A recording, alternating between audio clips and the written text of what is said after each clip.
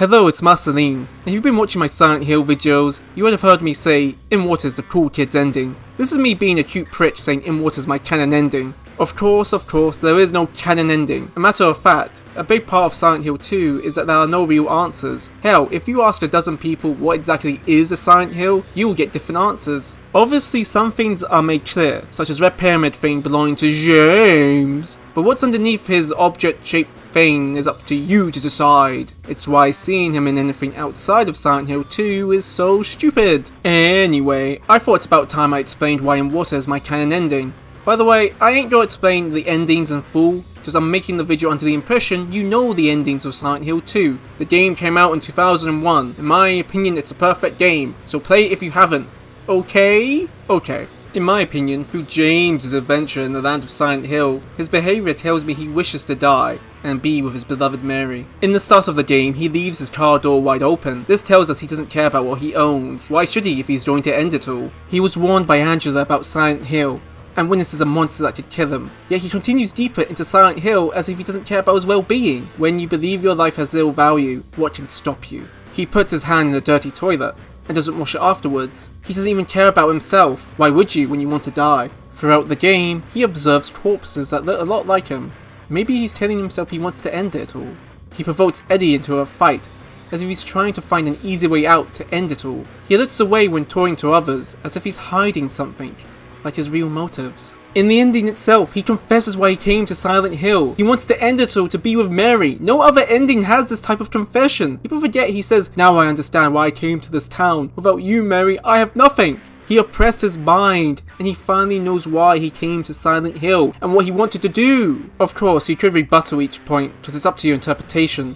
But the thing is though, in my opinion, when I play Silent Hill 2, I see James Sunderland as someone who cannot live without his Mary, and this is why I believe he would die to be with Mary again. I don't just mean this symbolically, like literally. If you don't know, Mary's body is in James's car, meaning it's not just James in water, but Mary too. They are finally together again, in water.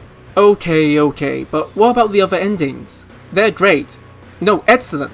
But in my eyes, I don't see James in them. Like, yeah, he's in them, but my James doesn't fit in them. Does that make sense? Let me explain. In the Leave ending, James appears to finally move on from Mary to live his life again. A lot of people say this is the closest thing to a quote-unquote happy ending. If you think Leave is a happy ending, did you even pay attention to the game you played?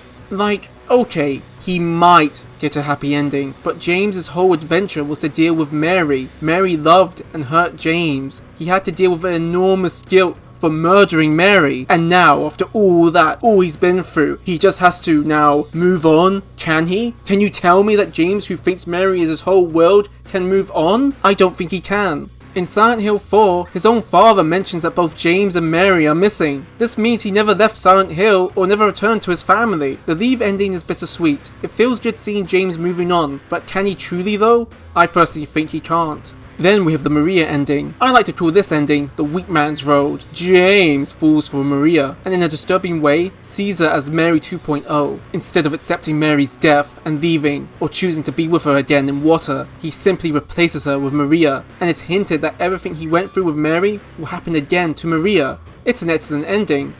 However, in my opinion, James's love for Mary is irreplaceable. When going for the In Water ending, you fight Maria, not Mary. Maria was born from a wish. James's wish. He wishes to be with Mary again, not this Maria. Wow, Silent Hill. Why did you make such a cruel joke and call it Maria? James is many things, but I don't see him as someone who would fall for Maria. He loves his Mary too much. Then we have the second playthrough endings. Dog, Rebirth, UFO.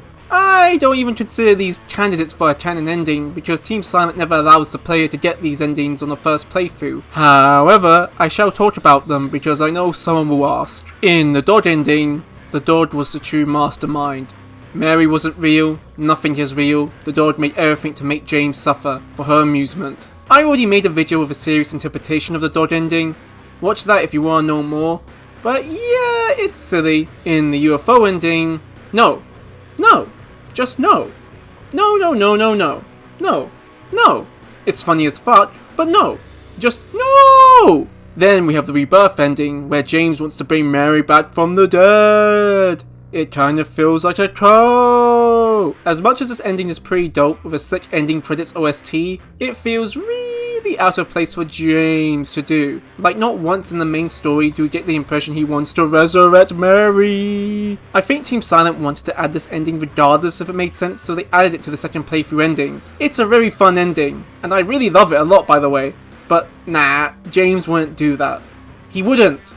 He's a clerk. He's a regular person, man. He's just a weirdo. He's an awkward guy. He can't do that. Even if he wanted to try to, he would be like, ugh. And that's really it. There is no more I can add. In my eyes, James can't live without Mary. The only way to be with her again is to commit suicide and join her in water. The other endings don't feel right in my opinion. He can't escape from his world, and his world is Mary. No one can replace Mary, not even Maria. Mary is who James loves the most. In water is the only way to be with her again, and this time, no more abuse, no more pain, no more shouting, no more arguments, no more suffering, no more illness, no more sadness, no more regret. James and Mary can finally rest and be at peace together. In water. I know it's sad to think about it, but in my eyes, James cannot live without his Mary. Mary was his everything. Mary made him so happy. And you know, Silent Hill 2 is James's story. But you could make the case from the very start of the game, from the very beginning. It was never about James. It was always about Mary. And what does James have without his Mary?